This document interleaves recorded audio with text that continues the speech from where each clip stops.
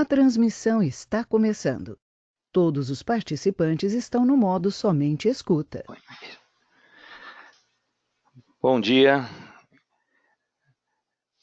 a todos, sejam bem-vindos mais uma vez ao nosso webinar Lecran BIAMP. E queria dar continuidade aí à série de webinars que nós já iniciamos. Este é o terceiro. Fizemos o primeiro webinar sobre projetando salas de conferência, o nível básico. Depois fizemos um sobre mascaramento de som.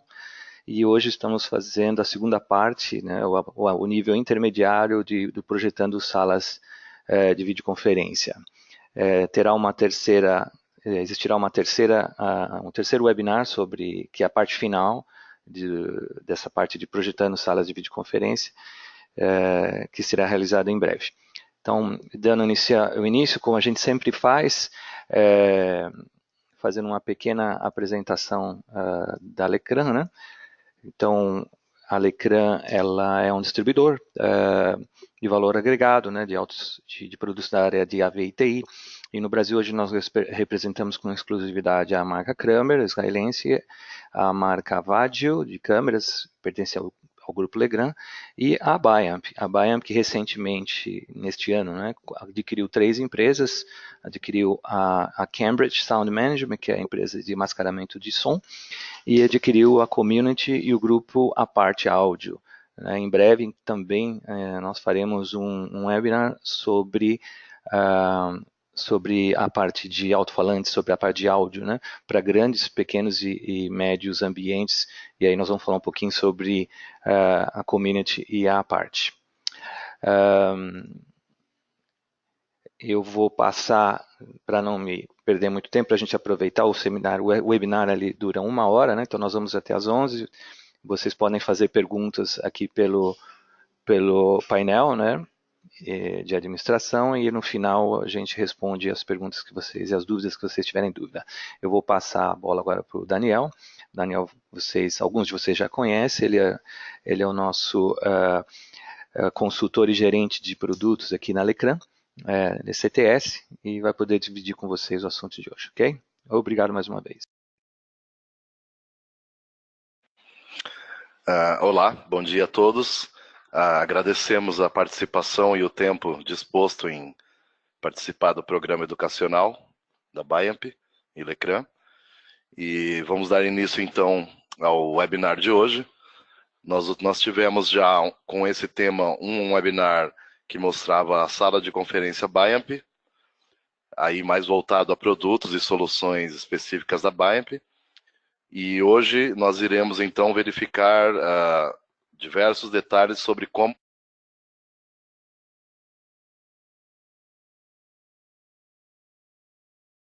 Bom dia, agradecemos a todos aí o tempo e a atenção disposta para participar do programa educacional BIAMP, e nós tivemos um webinar já com esse tema sobre soluções da BIAMP para salas de conferência. Então esse primeiro webinar que já houve está à disposição para vocês, foi mais sobre produtos e soluções que a BIAMP fornece para salas de conferência. Hoje nós teremos então o webinar focado em como projetar salas de conferência com qualidade. Nós iremos hoje falar bastante de salas e soluções do projeto, e no próximo nós teremos o tema mais voltado ao próprio DSP em si.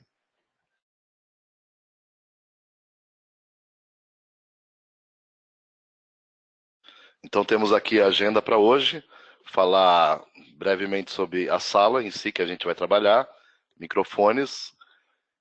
Quando houver reforço sonoro na sala, vamos falar então do cálculo de Pagnag. Veremos melhor o que é isso à frente. Um pouco de alto-falantes, cobertura e seleção.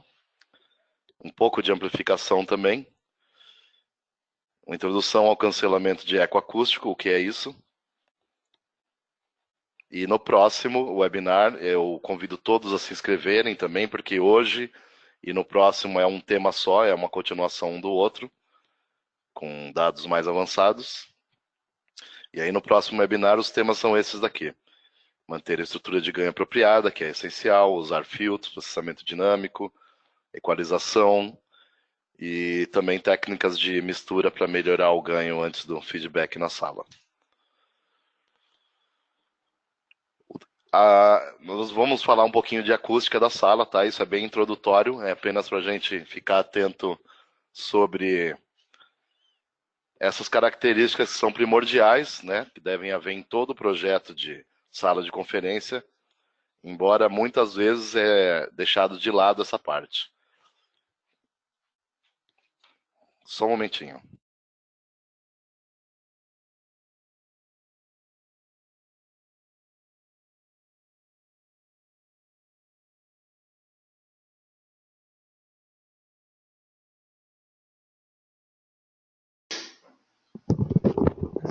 Só um minuto, pessoal, nós vamos fazer uma troca do painel que está sendo mostrado. Estava sendo mostrado o painel auxiliar, que é do monitor auxiliar e não do painel da tela principal.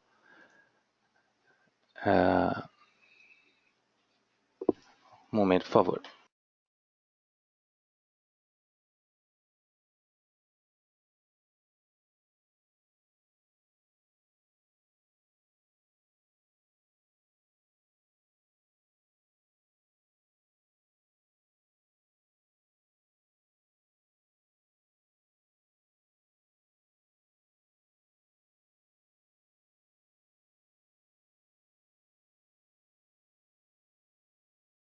Pronto, agora ok.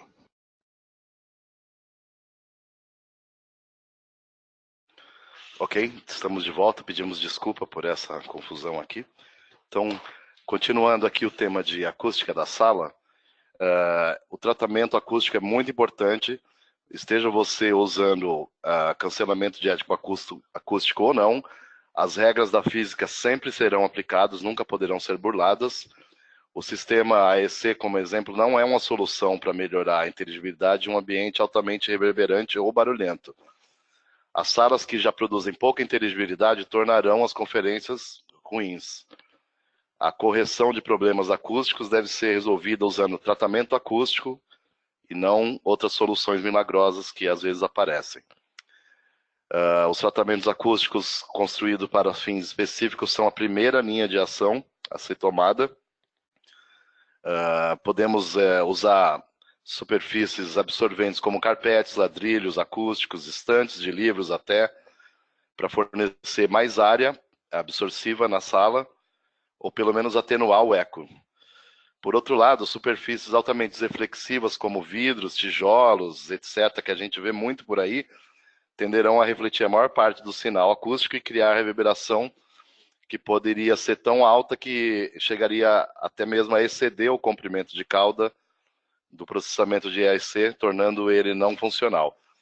Então, sempre a gente tem que observar a questão das reflexões que ocorrem dos alto-falantes até os interlocutores e até mesmo a fala dos interlocutores chegando até os microfones, conforme essa animação que a gente vê aqui. Então, nós já falamos isso no primeiro webinar sobre soluções BIAMP, mas vamos repetir porque é muito importante. Então, na acústica da sala, a gente tem que sempre observar a afinação, não só RT60, como a possibilidade de haverem ondas estacionárias, frequências de Schroeder e outros problemas que podem ocorrer, muitas vezes não ocorrem, mas se ocorrerem de surpresa, a gente vai ser pego com um grande problema. Outro tema aí a colocar sobre a acústica da sala é que é desejável e necessário haver acondicionamento do que é falado dentro daquela sala para que não saia ou não vaze para fora e possibilitando ouvintes bisbilhoteiros a possibilidade de ouvir o que está sendo falado. Então, nesse segundo tópico aí de acondicionamento e privacidade, existem soluções acústicas, claro, barreiras, absorção, mas principalmente quando existem salas já construídas ou quando não se dá para fazer tratamento acústico, a BIAMP oferece também a solução da Cambridge Sound Management, que é basicamente um mascaramento de ruído que permite trazer privacidade em salas onde existem vazamentos e outros. O áudio sempre é muito importante em qualquer conferência, qualquer sistema de comunicação. Então não pode haver colaboração sem existir o áudio. Temos que dar toda a importância para isso.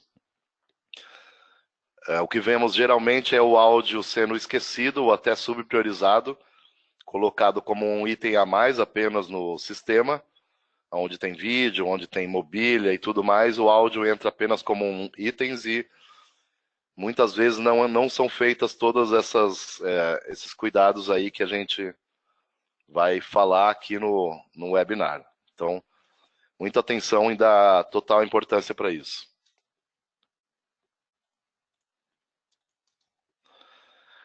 A baixa qualidade do áudio, o que ocorre muito, resulta em estresse, falha na comunicação, perda de tempo, frustração do cliente, que gastou uma nota numa sala e muitas vezes ela não vai funcionar bem. Por último, perda de produtividade.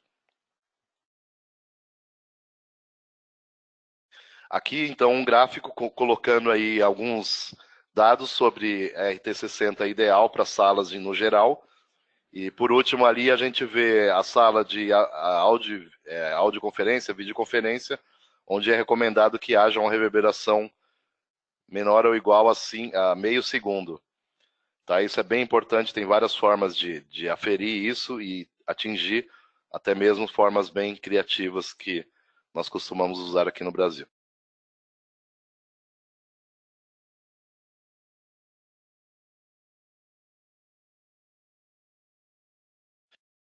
Essa primeira fase que temos aqui é muitíssimo importante, é só uma frase nessa apresentação, mas é algo que a gente deve tomar extrema atenção em participar do projeto dessa sala de conferência o mais cedo possível junto à arquitetura.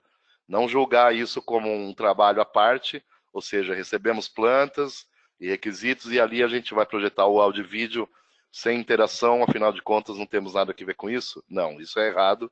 A gente deve participar, conversar,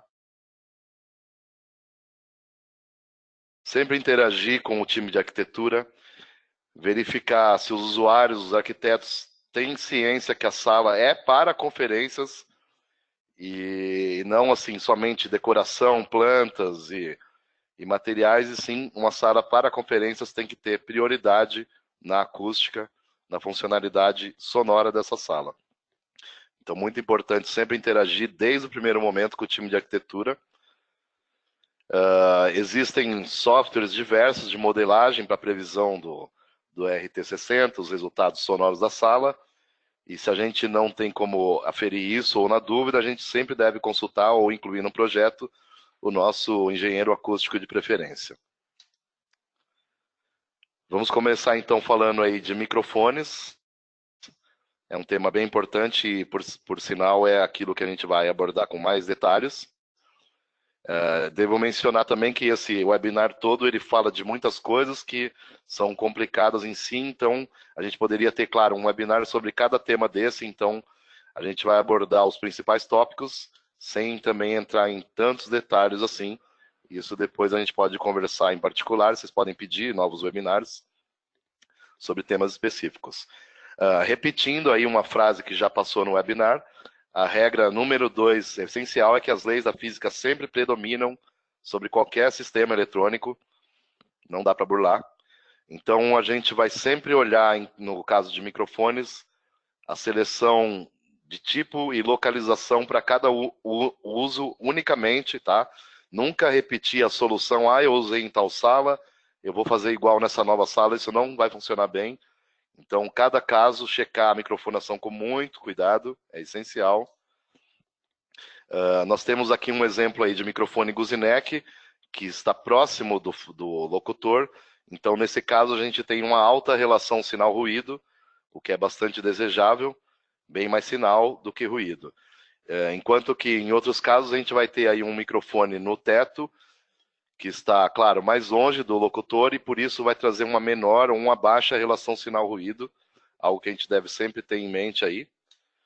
E em muitos casos o alto-falante vai estar próximo a esse microfone de teto, então podem ocorrer problemas devido à interação entre a captação do microfone e a emissão sonora do alto-falante, então também é um ponto a se verificar, nós vamos falar mais disso adiante.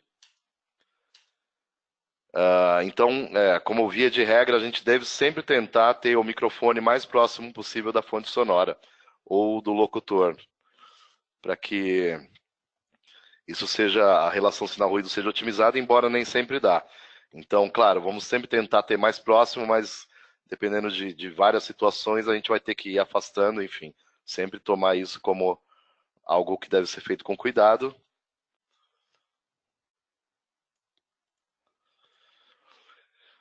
E muita gente fala muito a pergunta, quantos metros eu posso pôr o microfone, até quantos metros ele capta?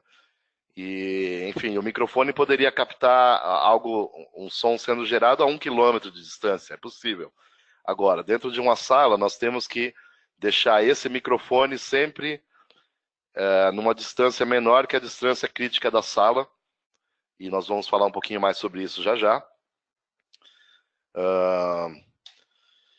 Considerar também, em casos de microfonação próxima, considerar o efeito proximidade de microfones, e isso nós vamos ver um pouquinho melhor à frente. O efeito proximidade faz com que a resposta de graves aumente consideravelmente conforme se chega muito próximo do microfone. Então, eu já vi muitas salas onde não foi considerado isso. Em algum momento, o locutor está mais próximo do microfone, o grave aumenta exageradamente e começam a haver problemas de audição. Esse gráfico aqui, então, a gente vai mostrar os dados aí de distância crítica, entender um pouco melhor o que é isso. Numa sala altamente reverberante, a distância crítica ela é um ponto onde o som direto começa a ser encoberto pelo som reverberante. Então, até onde a gente tem o som direto sendo mais forte que o som reverberante, a gente deve tentar colocar os ouvintes lá dentro. E aqui nesse gráfico a gente pode ver aí uma faixa azul que coloca a reverberação da sala mais o ruído de fundo. Então, geralmente isso é relativamente constante, então por isso a gente pode observar o gráfico de ruído e reverberação constante. Nós temos aí o som direto, que falamos aí há poucos momentos, que ele vai naturalmente decaindo, conforme o tempo vai passando, e as reflexões vão perdendo energia. E agora a linha em vermelho ela mostra o som mixado, ou seja, o som direto, tanto da voz dos participantes como do alto-falante, unido ao som de reverberação ou ruído de fundo, e a gente tem essa linha vermelha. Então, o ponto onde o som direto começa a ter o mesmo nível que o som reverberante é chamado de distância crítica. Então, respondendo aí a muitas perguntas no sentido de quantos metros eu posso deixar o microfone do falante, a gente tem que sempre tentar deixar esse microfone antes do ponto de distância crítica. Assim a gente vai captar um bom som direto, sem muito ruído ou sem muita reverberação prejudicando esse sinal. Localização do microfone. Então essa é uma frase simples, porém muitas vezes traz questionamentos bem delicados, né? A gente tem aqui, por exemplo, um falante próximo a um microfone Guzinec, o que é ótimo, estamos bem próximos deles, mas também nem sempre a gente vai conseguir colocar um microfone próximo da boca do locutor. Por exemplo, um microfone Guzinec, ele acaba sendo bastante indicado em mesas que, por exemplo, usam laptops aí, o cara trabalha em frente a um laptop, então é legal a gente conseguir superar a altura da tela e colocar o microfone de frente para o locutor, o que nem sempre é possível, por isso a gente vai ver aqui outros exemplos. Um outro caso aí muito comum é um microfone pendente, né? Ele está um pouco distante da boca do locutor, por isso traz uma relação sinal-ruído não tão boa. No entanto, muitas vezes essa solução é usada e de forma muito boa e correta. A gente vai ver em seguida algumas considerações, né? Então, um microfone Guzinec ali, que é uma ótima solução, mas nem sempre é possível, até por estética ou por outras razões da mesa, ou não poder deixar uma posição fixa, o microfone próximo como um Guzinec, ele tem que estar basicamente apontado para a boca do locutor, e muitas vezes essa haste do Guzinec é mexida de lugar, ou o próprio microfone sai de lugar, e aí a gente pode ter um prejuízo grande na captação. Uma solução muito interessante na maioria das mesas é usar um microfone Boundary Layer, é um tipo especial de microfone, todos os fabricantes praticamente têm algo assim, e ele tem a capacidade de bloquear os sons que vêm da mesa. Se a gente tem, por exemplo, o Gooseneck, ele pode receber o som direto da boca do ouvinte e também vai receber um som que bateu na mesa e retorna na cápsula atrasado, gerando filtro paint e acabando com a resposta de frequência. Então, nesse caso, a gente tem um microfone Boundary Layer que, basicamente, ele vai rejeitar os sons que são refletidos na mesa e trazendo uma ótima resposta, captando o som direto deles. Nem sempre é possível usar esse microfone, porque ocorre, às vezes, casos de haverem papéis na mesa ou o próprio notebook bloqueando o microfone. Então, na análise do uso da mesa, a gente vai verificar se é possível ou não usar um microfone desse tipo, que é uma ótima solução. Temos aí também um microfone headset exemplificado aí, que no caso é a melhor relação sinal-ruído possível. A gente tem um microfone muito próximo à boca, a gente pode absorver bem as movimentações do locutor, ele pode andar, se virar à vontade. É uma ótima solução, no entanto, nem sempre é aceito pelos clientes que não querem vestir um microfone, ou então muitas vezes tem que trocar a bateria do microfone sem fio. Então é importante analisar detalhes sobre todas essas possibilidades e ver a que se encaixa melhor na sua sala. Nós temos esse slide aí, até uma cortesia também da Biamp, eu adicionei porque tem uns gráficos bem interessantes sobre aonde posicionar o microfone, né? Então, a gente sempre deve verificar, ou em campo, se possível, ou modelar nas plantas, incluindo a planta de mobília, a posição que a gente vai querer o microfone. Então, comentando aí os gráficos, a gente tem, primeiramente, aqui um gráfico que mostra o microfone no centro da mesa. Nós temos acima, no forro, ali um ruído de projetor, da ventoinha do projetor, e também um ruído originado de aberturas de ar-condicionado no teto que geram aí também ruído de vento e tudo mais. Então, nesse primeiro caso, a gente tem um microfone no centro da mesa, apontado para cima, e em verde vocês podem ver em volta aí o padrão polar simulado aí do microfone. Então, nessa solução a gente tem os locutores aí num ângulo aí de aproximadamente 30 graus do microfone, né? Que é um ângulo razoavelmente bom. A rejeição do microfone, a parte de trás de um microfone cardioide, ela está na mesa, o que nesse caso seria interessante por não captar muito som da mesa, como os microfones Boundary Layer. No entanto, o microfone está diretamente apontando para os geradores de ruídos da sala, que é o projetor e o ar-condicionado, então isso não vai ser interessante por captar muito ruído e a voz já num ângulo não tão interessante do microfone, então não é a melhor solução. À direita, aqui, o próximo gráfico, a gente tem uma solução aí muito comum, até talvez a mais comum com microfones analógicos, que é colocar o microfone no forro, com uma ligeira inclinação, o que traz aí uma boa captação, coloca os locutores num ângulo interessante em relação ao microfone, e coloca aí a projeção de ruído do projetor e ar-condicionado em um ângulo também mais elevado em relação ao microfone, tornando menor a captação. Então essa é uma solução relativamente comum, que traz bons benefícios, é interessante também. Mas vamos olhar então a próxima opção aqui, que é mostrada, tá?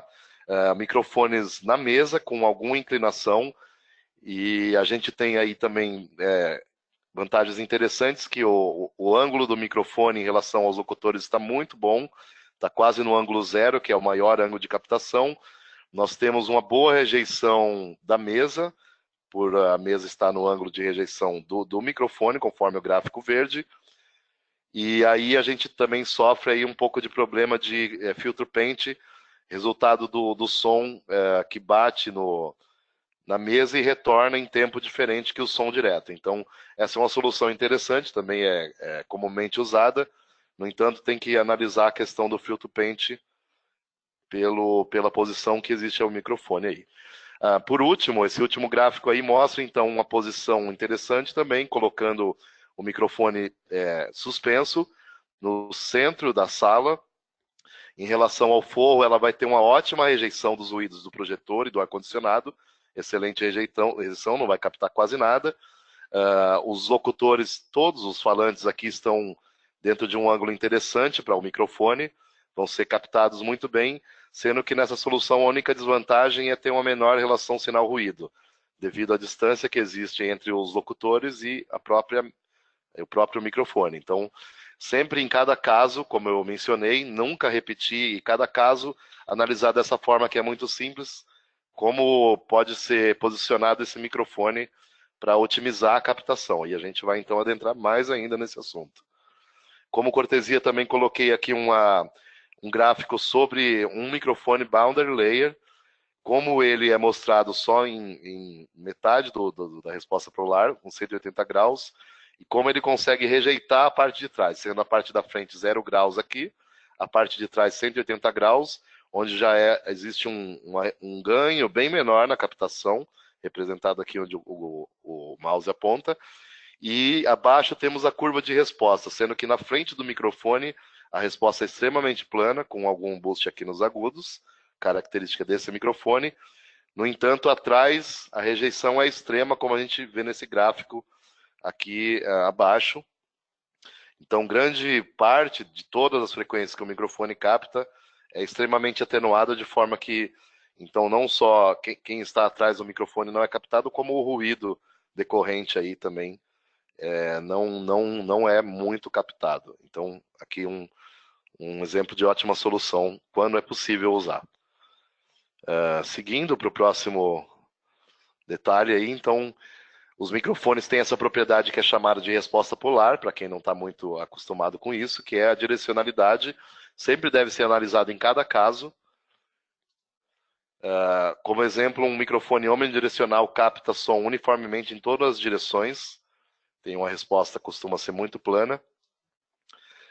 Já um microfone unidirecional capta o som predominantemente de uma direção, como a gente viu anteriormente aí no microfone boundary layer, ele vai captar de um lado e rejeitar do outro, que é uma característica que a gente deve usar bastante para posicionar o microfone. Um microfone bidirecional, que é um tipo de microfone que existe, vai captar o som em duas direções opostas e no ângulo reto delas, ou seja, 90 graus, ele vai rejeitar. Mas não se preocupe que a gente vai ver melhor isso agora. Aqui vamos analisar então propriedades direcionais dos microfones, que é chamado de resposta polar. E também é um bom momento para quem não sabe, a gente falar sobre como interpretar um gráfico de resposta polar de microfone. O microfone omnidirecional, ele capta então teoricamente em todas as direções, por isso a sua resposta vai ser zero em qualquer ângulo que você estiver dele, ele vai ser zero, não vai decair como nos outros. Então, qualquer ângulo que você estiver em relação ao microfone, ele vai responder, teoricamente, com mesmo ganho.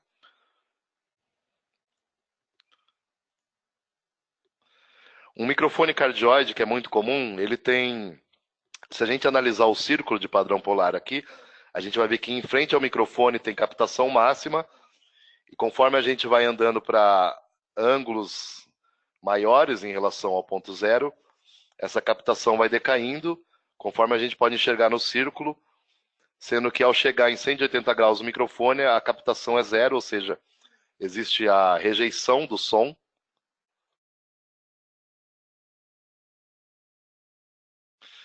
E aí, então, no microfone cardioide, a gente tem um dado bem interessante aqui, que o ângulo onde o som cai 3 dB, a captação dele cai 3 dB, é na ordem de 130 graus. Então, os microfones são medidos dessa forma, né? O ponto onde ele cai abaixo de 3 dB é chamado do padrão polar dele.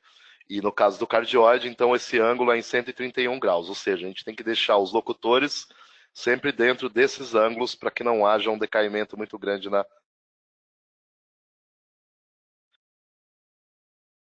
Continuando aqui, temos um microfone hipercardioide, que é mais fechado ainda que o cardioide. O padrão polar dele mostra que o melhor ângulo, o ângulo de 3 dB de captação está em 105 graus, e além desse ângulo, que está representado pela linha azul, a gente vai ter que começar a ter um decaimento bastante grande no ganho de captação dele, e sendo que, diferente do cardioide, a parte de trás dele, 180 graus, também capta um pouco de som. Então, a gente consegue ter uma diretividade maior, porém, tomar cuidado com essa parte de trás, o ângulo de 180 graus do microfone, para que não aponte exatamente para um ar-condicionado ou uma ventoinha de projetor, como exemplo. E, conforme a gente falou no slide anterior, existem microfones bidirecionais, ou chamados também de figura 8, que eles são basicamente 2 cardioides. Então, ele também tem uma rejeição nos 2 ângulos retos, de 90 e 270 graus, porém, a frente e atrás do microfone captam muito bem. Como exemplo, daria para você ter um microfone desse no centro da mesa, captando os 2 lados da mesa, as 2 cadeiras, e rejeitando os ângulos retos que poderiam ser monitores, projetores e tudo mais. Então, essa apenas para a gente verificar os padrões polares mais comuns. Continuando aqui, temos um gráfico bem interessante agora também, que deve ser muito usado por todos, né? Que é o fator de distância da captação de diferentes microfones. O fator de distância ele equivale, então, à diferença de distância que pode haver um microfone direcional captando o mesmo sinal do que um microfone omnidirecional. Então vamos lá. Então esse dado é baseado em um microfone omnidirecional, onde você tem uma distância 1. Se você começa a adicionar diretividade para o microfone, você vai então pegar um cardioide, que ele pode ter a mesma captação com 1.7 da distância, ao mesmo tempo que ele pode captar também 40% menos ruído da sala. Então, temos que usar e abusar dessas características para o melhor posicionamento e escolha do microfone. Um microfone supercardioide, ele consegue ter um fator de distância 1.9 vezes mais a distância do que um microfone Omni e rejeitar aproximadamente 47% de ruído. Tá? Esses dados não são exatos, não são determinantes, mas são aproximados aí em relação aos microfones gerais, tá? Não estou falando em nenhuma marca específica. Um microfone bastante fechado, que é um hipercardioide, ele é muito interessante porque ele consegue ter 2 vezes a distância com o mesmo sinal em relação a um Omni, captar 50% menos ruído. No entanto, um detalhe aqui é assim, o microfone hipercardioide ele é muito sensível ao movimento do locutor. Se o locutor basicamente vira a cabeça para a esquerda, ele já vai perder bastante captação, então é muito comum usar ele em pódios. Por exemplo, você tem uma sala de conferência grande, mas tem um pódio lá, um local que é específico para o falante, então você vai usar ele lá, até porque esse locutor não vai se movimentar muito. E continuando aí, temos aí um microfone bidirecional, que basicamente são 2 cardioides, claro, observando que ele capta 0 e 180 graus. E aí também adicionei aqui um tipo de microfone chamado shotgun, bem comprido, longo, e que ele consegue, por ser extremamente direcional, captar 2.5 vezes mais longe com o mesmo sinal em relação a um omnidirecional e tem uma máxima redução de ruído em 60%. Muita gente já viu esse tipo de microfone em TV, né? Eles ficam com aquela haste e um microfone comprido para captar, e eles sempre estão apontando para a boca do ator ou do locutor, no caso. É muito pouco usado em sala de conferência, por sinal, mas poderia ser.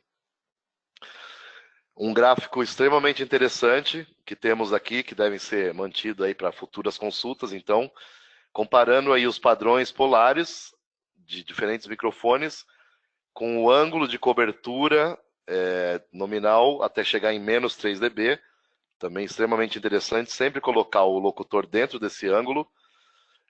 Também adicionando aqui um ângulo máximo de rejeição, o microfone omnidirecional não tem isso, né? E no caso do cardioide, a parte de trás dele, exatamente 180 graus, é o ângulo máximo de rejeição. Então, nesse ângulo, a gente tem que colocar as fontes de ruído, conforme cada caso. Traz aqui o dado de rejeição traseira, quanto em dB é menos captado na parte de trás, na rejeição máxima. Isso é um dado bem interessante também aí para a gente atenuar até, quem sabe, 25 dB de ruído na parte de trás de um microfone cardioide. A sensibilidade ao som ambiente para cada tipo de padrão polar de microfone, onde o omnidirecional, claro, é 100% sensível ao ruído de toda parte, e os demais padrões polares, então, tem uma rejeição que varia um pouco aqui.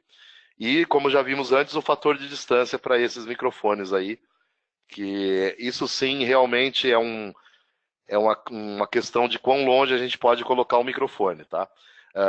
Nós aqui da Lecran ou da BAEMP nunca recomendamos colocar microfones em salas de conferência com uma distância maior que 5 metros, porque ali você vai ter muita sala, pouco sinal, ou seja, uma má relação sinal-ruído.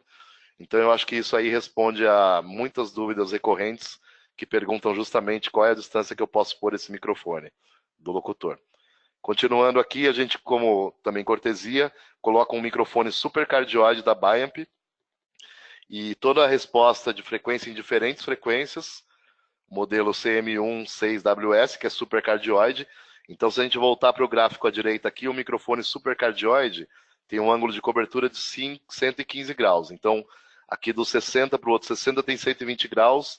A gente vai ver aqui o ganho de captação caindo até chegar em 115 graus para diferentes frequências, onde em relação à voz a gente vai observar mais aí as frequências entre, claro, todas importam, mas entre 1K e 4K ou até 8K são as principais frequências relacionadas ao entendimento da voz. Então, a gente viu bem aqui como interpretar um gráfico de polar de microfone, sempre observando que a frente do microfone é o ângulo de 0 graus, e no caso do cardioide, o ângulo do supercardioide, desculpem, o ângulo máximo de rejeição vai estar em 126 graus. E lá nós colocamos os nossos ruídos da sala.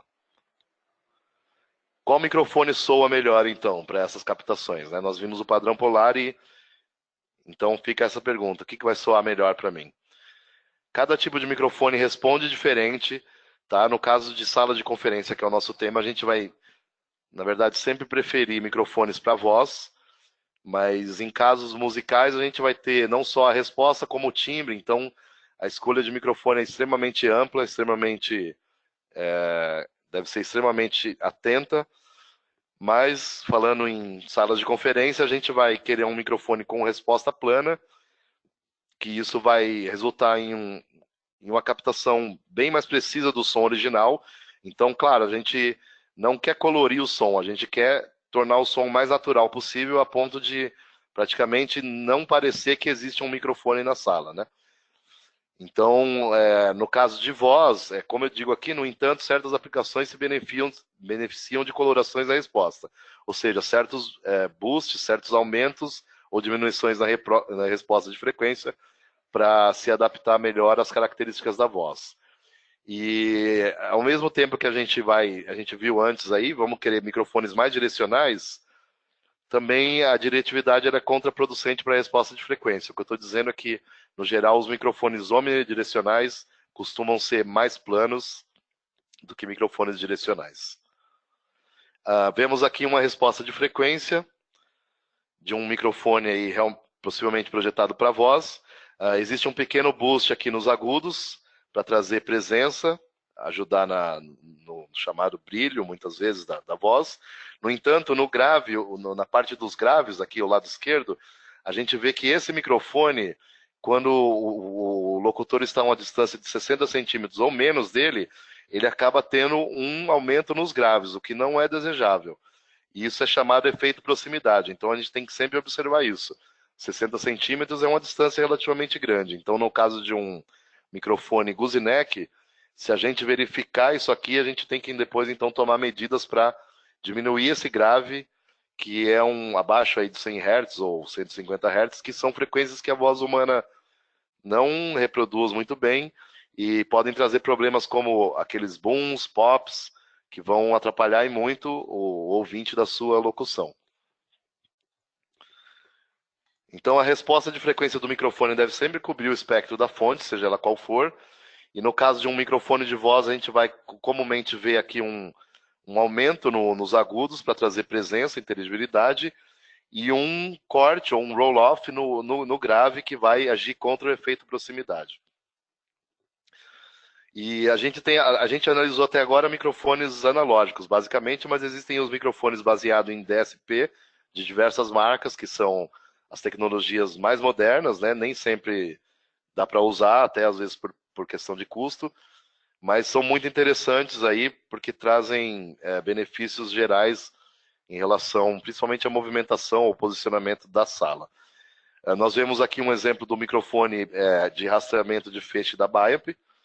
À esquerda, uma tela onde mostra qual cápsula está ativa e uma pequena animação aqui mostrando o que ocorre quando o falante anda pela sala.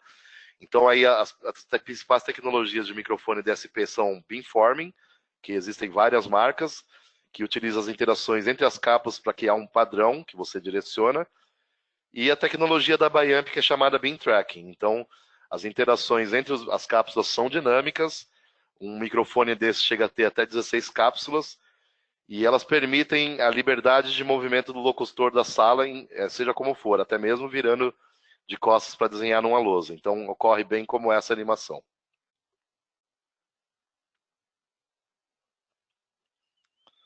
Ok? Então, a gente pode aí ter um webinar somente sobre isso, porque é um pouco mais complexo, claro, do que aquilo que a gente vai mostrar hoje.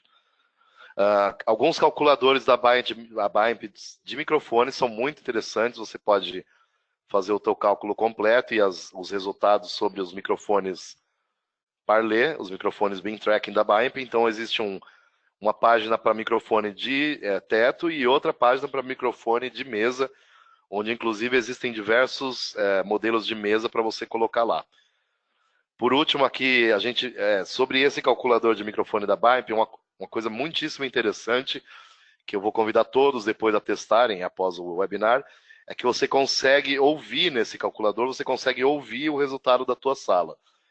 Então, dependendo das características que você colocar, e principalmente da acústica da sala, que você pode ir de pobre até perfeita, você aqui embaixo consegue ouvir esse resultado e é muito interessante verificar a extrema diferença que há em relação à acústica da sala. Então, nunca deixem de observar a acústica e vocês vão ouvir nessa ferramenta a diferença enorme que há quando existe boa acústica e boa captação, em relação quando isso é de má qualidade. Mudando de assunto um pouco, mas não tão distante do que estávamos falando, sempre que a gente for ter reforço sonoro na sala de conferência, principalmente salas maiores, a gente tem que fazer o cálculo de Pag-Nag. Eu já vi problemas muito sérios em salas diversas e auditórios devido aos projetistas não terem feito isso e depois fica uma microfonia enorme que é ou impossível de acertar ou que requer uma equalização tão grande para acertar que torna o som um pouco natural. Todos esses problemas podem ser superados desde que se faça o cálculo simples de Pag-Nag. Pag, então, ganho acústico potencial é o ganho ou o aumento no volume do sistema que poderá ser aplicado, nesse caso, antes que ocorram microfonias severas e bastante prejudiciais. Então, quanto eu posso aumentar nesse sistema antes que haja microfonias severas? O NAG, o ganho acústico necessário, então, é a quantidade de ganho ou reforço necessário no sistema, que a gente deve aplicar no sistema para que o ouvinte mais distante possa ouvir com o mesmo nível que o ouvinte mais próximo. Continuando aqui, então, temos um gráfico aí, e vamos colocar os fatores que são usados para o cálculo do Pag-Nag. Repetindo, sempre deve ser feito quando houver reforço sonoro. Distância entre o falante e o ouvinte mais distante, a distância entre o microfone de origem e o alto-falante mais próximo, distância entre o ouvinte e o alto-falante mais próximo, a distância entre o locutor e o ouvinte mais próximo, a distância importantíssima entre o locutor e o microfone, lembrando lá da relação sinal-ruído, e a última consideração é o número de microfones abertos. Então, eu já vi casos onde também foi feito o Pag-Nag com um microfone, e aí ficou muito bom, só que a sala tinha 10 microfones, e simplesmente o cliente quis abrir os 10 ao mesmo tempo, e a microfonia foi tão enorme que ocorreram problemas sérios e desgastes desnecessários. Para quem gosta de fazer contas, né, que é sempre muito bom, O cálculo de Pagenag está aí na tela. No entanto, muitas vezes, até por tempo, por correria, a gente vai usar um calculador. Então, estou colocando aqui como cortesia 2 ótimos calculadores. O primeiro é no site do Hyperphysics, que é um site excelente para tudo que é relacionado à física, incluindo som e acústica. Seguindo aqui um calculador da BAEMP, um link aqui para você baixar uma planilha que está aqui, que é para fazer o cálculo de Pagenag. Inclusive, se vocês observarem aqui, esse caso de Pagenag aqui deu errado, né? Essa sala não ia poder ter a microfonação e as distâncias dessa forma, sendo que se o Pagenag for menor que 0, essa sala vai ser muito problemática em relação à microfonia. Continuando aqui, falando então agora um pouco de alto-falantes, né? Os alto-falantes mais abertos como esse que temos aqui. Aliás, desculpa, rebobinando mais uma vez, as regras da física sempre predominam sobre qualquer tecnologia. Nunca vamos ouvir qualquer vendedor ou qualquer engenheiro, o que for, falando que ele tem algo que consegue superar qualquer regra da física. Isso não existe. Então, não só melhorar a localização dos microfones, como melhorar a escolha e a posição dos alto-falantes é essencial. Desculpem. Os alto-falantes mais abertos, que têm uma cobertura, um ângulo de cobertura maior, eles parecem sempre muito bons por criarem um bom padrão de cobertura para diversas pessoas, reduzir a quantidade de alto-falantes na sala, porém nós precisamos tomar muito cuidado com eles para não haver muita interação com paredes, ou mesas, ou até microfones, ou haverem reflexões essas que podem ser introduzidas baseadas na altura do pé direito. Enquanto que, se a gente for escolher microfones aí alto-falantes mais fechados, como esse do gráfico, a gente pode ver vantagens ali em relação a ter um controle maior da onde irá ser emitido o som. E também por terem uma cobertura mais constante dentro das faixas de frequência. Então, ou seja, quando você está num ângulo 0 do falante, ele vai responder de uma forma, e conforme você vai saindo do ângulo de cobertura principal, ou chamamos aí o tiro do falante, você vai ter uma diferença muito grande na resposta. Então, isso deve ser sempre observado. No entanto, então, com alto-falantes mais fechados, é muito melhor para controlar a interação com paredes ou com os microfones. Então, pode ser muito bom para muitas aplicações, porém, a única desvantagem aí nesse caso é que vai usar mais alto-falantes numa mesma sala e, às vezes, isso pode dar algum problema em relação ao custo efetivo do sistema. Então, sempre observar isso como algo de extrema importância no conjunto de projeto de uma sala de conferência. Mais uma vez, aí um princípio de seleção e localização de alto-falantes e microfones, no caso é o mesmo, até porque o microfone e o alto-falante são muito parecidos. Os alto-falantes são os pontos mais vulneráveis na cadeia, são transdutores, ou seja, equipamentos que transformam um tipo de energia em outra, então são muito afetados pelo desempenho acústico da sala. Então sempre vamos selecionar microfones e alto-falantes corretamente antes de colocá-los num projeto, para minimizar a interação com a sala e obter a melhor inteligibilidade possível. A seleção de alto-falantes, a largura de banda deve ser maior ou igual ao espectro da fonte, então o alto-falante tem que sempre responder além daquilo que daquele som que a gente vai reproduzir neles. A resposta de frequência deve ser então o mais plana possível, porque se ela for plana a gente consegue depois ajustar ela da forma como a gente quiser, enquanto que se um alto-falante, por exemplo, tem muito grave, é bem mais difícil depois se a gente quer tirar esse grave. Então, analisar sempre aí o formato do alto-falante, a sensibilidade, mais importante até que a potência, a diretividade desse falante, como vimos antes, a resposta dentro e fora dos eixos, tá? Que é diferente, e a pressão sonora necessária na nossa sala, para colocar aí talvez um alto-falante, um volume desse alto-falante, que está muito dentro do necessário e não além e nem abaixo, o que pode ser muito problemático. Aí um exemplo de alto-falante bem plano, considerado bastante plano aí, né? Isso é a 1 metro e também no eixo do alto-falante, no tiro. O quão alto deve soar esse alto-falante? É uma pergunta que a gente deve se considerar. E para isso a gente tem que considerar o nível de pressão sonora que o interlocutor vai gerar nessa sala. Dobrar a distância do alto-falante, como a gente sabe, traz uma atenuação de 6 dB no nível de pressão sonora. Como a gente vê nesse gráfico aqui, um alto-falante emitindo um som, então a 1 metro a gente tem como referência 70 decibéis. Se a gente dobrar isso, vai cair 6 dB para 64 decibéis. E se dobrarmos mais uma vez, vai cair para 58 decibéis.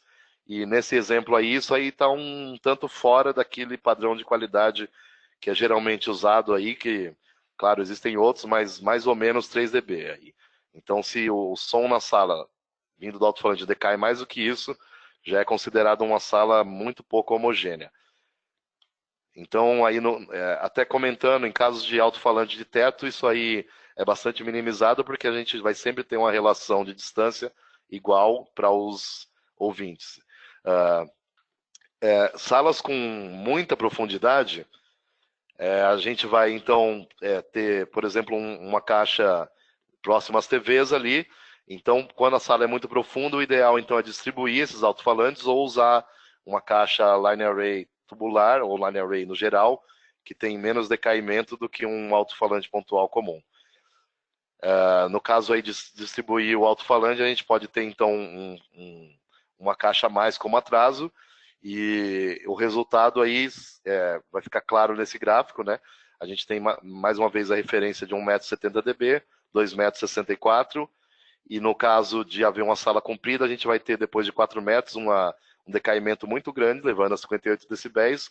Então o que podemos fazer simplesmente é colocar um outro alto-falante, trazendo de volta a pressão sonora ao mesmo nível do que estava em 1 metro, assim, tendo uma sala bem homogênea. Alguns níveis típicos de sala de reunião, né? Isso aí é um dado muitíssimo interessante, eu não vou ficar muito tempo falando nele, mas isso é mais para vocês consultarem depois nos seus projetos. Um locutor sem amplificação, ele pode chegar aí a uma pressão sonora de 68 a 71 decibéis a 30 centímetros. E se a gente então dobrar essa distância para 60 centímetros, vai ter caído a voz dele em 6 decibéis. Se a gente dobrar mais uma vez, vai ter caído em 12 decibéis. E ali a gente tem aqui acima um microfone colocado a uma distância de 2 metros, onde já perdemos aí 16 decibéis do som acústico que o locutor fala. Então, considerar bem isso. E aí, continuando, aumentando a distância, a gente vai ter quedas aí de 18, 21 até 26 decibéis, onde os mesmos 71 decibéis do locutor vão se tornar 45 decibéis. Aqui, só para complementar, o ruído típico de uma sala de reunião vai de 45 a 50. Então, a gente vê que nessa distância seria inviável. E aí a gente aqui acima coloca que a caixa, a voz do locutor tem que estar no mínimo do mínimo, ao menos 6 decibéis acima do ruído ambiente. E o mínimo do mínimo a gente não vai usar, é legal estar 10 decibéis, em muitos casos até 20 decibéis acima, tá? Quantos alto-falantes devemos utilizar? Então a gente tem à esquerda um gráfico aí que coloca para alto-falantes de teto alguns tipos de variação em relação ao posicionamento, e aí layouts hexagonais ou quadrados, colocando ali se a gente coloca ele borda a borda, ou com alguma sobreposição, ou com máxima sobreposição à esquerda, qual será a variação esperada nesses casos. Isso é crucial para escolher quantos alto-falantes colocar. Então, a gente deve calcular sempre o padrão de cobertura dos alto-falantes de teto. Só um detalhe que devo colocar é o seguinte, o ângulo de cobertura nominal dos alto-falantes de teto, ele é a 1 metro. Se a gente tiver a 4 metros abaixo, já não é mais o ângulo nominal. O ângulo nominal vai ser menor, então muita atenção com isso. Aqui coloca o cálculo aí básico para fazer o cálculo do raio de cobertura de um alto-falante de teto. Para quem gosta de cálculos, está aí, tem diversas literaturas na internet, mas também sempre é prático usar uma ferramenta de modelamento como o EasyEvac, EasyAddress e diversas outras que existem, inclusive da BIAMP e da Community. Esse gráfico aqui coloca o seguinte, a resposta de frequência de um alto-falante nos graves, ela costuma ser espalhada pela sala mais uniformemente, como a gente vê nesse gráfico aqui na parte esquerda. No entanto, nos agudos, que é basicamente o que mais interessa para a inteligibilidade da voz, a resposta de frequência é extremamente diferente caso você saia do ângulo, como está no gráfico, onde que a 40 graus do eixo do alto-falante, você tem uma perda muito grande nos agudos aí, então vamos sempre tomar cuidado com isso. Aqui temos alguns calculadores em relação a alto-falantes da BAEP, tem centenas aí pela internet afora, sempre usar quando tiver mais peça, principalmente.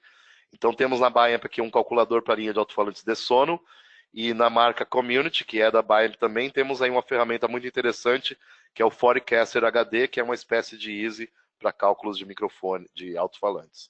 Vamos usar, vamos baixar e usar sempre. Amplificadores de potência, vamos bem rápido com eles aí, embora é um tema que precisaria horas e horas e horas para falar, né? Mas como regra geral, a gente deve sempre dimensionar, estourar um pouco, né? Sempre dimensionar o alto-falante, o amplificador, para que haja sempre o dobro da potência em relação às caixas, tá? Que isso gera aí 3 dB de margem ou headroom, é sempre importante, a gente tem que ter isso. E no caso é muito mais fácil danificar um alto-falante se a gente tem menos potência do que a potência sendo mais alta. E o que acontece, já aconteceu para muitos de nós, é isso aqui extremamente desagradável. E eu já vi isso acontecer, que é o alto-falante pegar fogo num evento. Ninguém quer nunca passar por algo assim. É uma das piores coisas que podem acontecer. Eu estou colocando alguns gráficos aqui de extremo interesse para nós. Isso aqui é legal até memorizar de cabeça. As relações de potência e nível em decibéis. Por exemplo, aqui também o acréscimo. A gente tem esse gráfico para o resto da vida, é muito legal. A gente tem aí as potências e o nível relativo em dBW, tá? Só como exemplo aqui, então, com esse gráfico aqui, a gente consegue calcular muita coisa. Por exemplo, qual é o nível de potência representado por 80 watts? Então, primeiro a gente vai localizar aqui 8 watts, que é 8 watts, que é relacionado em 9 dBW. E se a gente quiser saber 80 watts, a gente vai ver que 80 é 10 vezes 8. Então, a gente acrescenta aí mais 10 decibéis, resultando que 80 watts resulta em 19 dBW. E qualquer número de potência a gente pode converter com essa tabela, que vai desde o iniciante até o avançado no áudio, é muito interessante. Mais um gráfico aqui extremamente útil para nós todos, que ele traz como dimensionar cabos e qual é a perda de potência em diversos casos aí. Então, primeiro você vai escolher aí a impedância da tua linha, se é 4, 8 ohms ou 70 volts. E depois abaixo você vai conferir a perda aceitável para o teu sistema, onde sistemas de alta qualidade aí costumam ter não mais que 0,5 dB de perda na linha. Então aí você vai ver o tamanho máximo de cabo que pode ser atingido para que haja essa perda. Essa tabela também é para o resto da vida, é muitíssimo interessante. Tá? E aí, por último, a gente coloca aqui apenas um cálculo rápido, onde um amplificador classificado como 200 watts vai resultar no nível de 23 dBW e pode produzir 3 dB a mais de picos, o pico do amplificador, resultando em 26 dBW. Se a gente subtrair o fator de crista de 6 dB, que é um fator de crista para um som altamente comprimido, vamos ter o resultado de 20 dBW, que é 100 watts. Portanto, um amplificador de 200 watts deve fornecer 100 watts contínuos com 6 dB restante para picos. Isso aí é a explicação do por que precisa ter o dobro de potência no mínimo. Calculador de amplificadores da BAEP, aí você pode ver diversos modelos da BAEP e fazer o seu cálculo de potência necessária. No entanto, existem centenas por aí, a gente coloca aqui o nosso. Por favor, visitem e usem sempre. Hoje a gente vai falar muito rapidamente sobre a AEC, porque é um tema um tanto até complexo, requer aí um ou mais webinários somente dedicado a isso, mas você na sala de conferência sempre tem que selecionar um DSP que inclua cancelamento de eco acústico, ou AEC. O AEC, então, o que ele faz é atenuar o eco do ponto remoto, portanto, ele beneficia o próprio ouvinte remoto. Então, o seu AEC vai beneficiar o cara que está lá longe, no outro lugar do mundo. E, claro, os dois lados precisam ter para ter a melhor experiência de conferência. O AEC, então, gente, é obrigatório em todas as salas de conferência, não é opcional como algumas pessoas pensam, tá? No entanto, até os soft codecs como Skype, por exemplo, tem um AEC próprio. Mas se você tem uma sala profissional, você vai desligar esse AEC e usar o do seu processador, por exemplo. Esse gráfico aqui, rapidamente, ele mostra o que acontece, né? O que gera o eco, né? A linha telefônica, ela tem já um atraso característico aí que deveria ser normatizado, mas não é, ele pode diferenciar. Além do atraso que ocorre na própria linha, a gente vai ter mais atraso introduzido pelas reflexões da sala, onde o som vai bater nas paredes e vai ter um atraso de tempo até que chegue no microfone. Então, o que ocorre no ouvinte distante é que ele vai ouvir o som dele, voltar com o atraso da sala. E aí isso aqui vai gerar o eco, que basicamente acaba com a comunicação. Para esse motivo existe o AEC. Ele vai trabalhar basicamente eliminando o atraso e o som que retorna para o próprio ouvinte distante. Tá? Isso é uma explicação bastante genérica e aqui no próximo slide a gente vai ver um pouco melhor o que acontece. Quando a locutora remota fala, esse som trafega pela linha e no caso do AEC, o som é retirado antes de sair no alto-falante, ele é introduzido como uma referência no processamento de AEC, de forma que ele vai comparar o som refletido na sala com o tempo do som original, e ao invés de ter dois sons introduzidos de volta para ela, que é o som representado pela flecha preta e flecha vermelha, o AEC vai eliminar o que é adicionado dentro da nossa sala e vai fazer com que volte para o alto-falantezinho vermelho dela somente aquilo que está vindo da sala distante, o locutor que está falando com ela, tá? Então esse tema aí podem aguardar que a gente deve fazer um webinar completo sobre isso. Não vou adentrar muito aqui por causa de tempo. Seguindo. Os processadores da Biamp incluem a EC, tá? Não são todos, mas uma boa parte da linha, então você só compra o EC quando precisa, um pouco diferente do concorrente que tem a EC em tudo.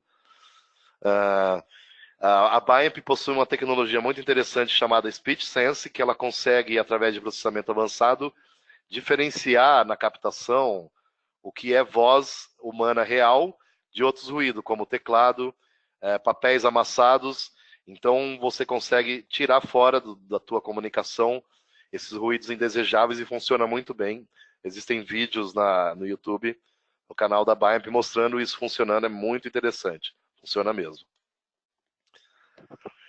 E a Biamp também, em seus processadores, ela coloca recursos focados especificamente no AEC. Em outras palavras, existe processamento dedicado para o AEC.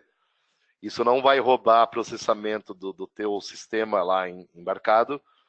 Então, é bastante poderoso o AEC da Biamp. Ela é líder nesse ramo, pioneira. Então, você pode esperar a máxima qualidade possível no AEC dos equipamentos da Biamp. Repetindo aqui, então, a gente deve ter um webinar bem mais detalhado sobre isso para que a gente possa entender bem melhor. Tá? Para quem quer entender melhor já, existem vídeos, diversas explicações e desculpa pela rapidez em abordar esse tema, mas eu acho que para ter tantos assuntos aí em uma hora foi necessário. Finalizando aqui, nós temos aí diversos calculadores legais da Biamp, inclusive um calculador para estimar recursos PoE, o que em projetos onde tem muito equipamento PoE é extremamente necessário. Já vimos aí grandes problemas por não ter sido feito isso. E outro que também vou destacar aqui é o calculador de largura de banda para transmissão de vídeo dentro do AVB e a linha Tezira Lux, que é uma linha de transporte de vídeo integrada ao transporte de áudio, muito interessante. Então tomem nota aí e usem todos esses calculadores, principalmente quando tiverem com mais pressa. Inclusive o pessoal comercial, tá, gente? Mesmo que não precisa ser engenheiro de som ou técnico para usar, porque pessoas com conhecimentos básicos e orientação podem usar esses calculadores para até gerar orçamentos com grande rapidez e não depender do seu querido técnico engenheiro de som. Ok, então chegamos ao fim, a gente vai abrir alguns minutinhos para dúvidas e agradecemos muito a presença de todos. Legal, pessoal. Mais uma vez a gente agradece, eu acompanhei aqui no momento, até o momento não há nenhuma pergunta colocada. O seminário termina, o webinar termina agora, mas vocês devem, todos que participaram, né, fizeram registro e logaram na apresentação, vão receber aí um e-mail com um link para vocês baixarem a apresentação. Também vão receber ela em PDF, se assim desejarem. E depois disso nós vamos subir também esse vídeo para o YouTube da Lecran, onde já existem outros vídeos, inclusive os webinários anteriores, que vocês vão poder também assistir a hora que quiser o vídeo. O próximo webinar desta sequência, né, de configurando salas de reuniões, vai ser sobre programação de DSP, né, como vocês viram logo no início da apresentação do Daniel. Então, o próximo seminário será sobre programação de DSP, mas antes deste seminário que dá sequência, né, a projetos de sala de videoconferência, nós vamos fazer de alto-falantes. Então, como o Daniel falou, nós abordamos vários temas, alto-falantes, microfones, falamos um pouco sobre a AEC. Então, no próximo falaremos um pouco de alto-falantes, onde vocês vão conhecer a linha da BIAMP, da Apart e da Community, abordando todos os tipos de alto-falantes, onde usam, vão rever um pouco desses assuntos que o Daniel colocou hoje sobre cálculos também. Então, aguardem-nos, espero que ainda neste mês, final do mês, a gente faça um de alto-falantes, e em dezembro a gente faz a última parte desse seminário de projetando salas de videoconferência sobre DSPs. Agradecer mais uma vez a todos, e a gente se espera ver vocês aí num próximo evento. Obrigado. Obrigado a todos, até a próxima.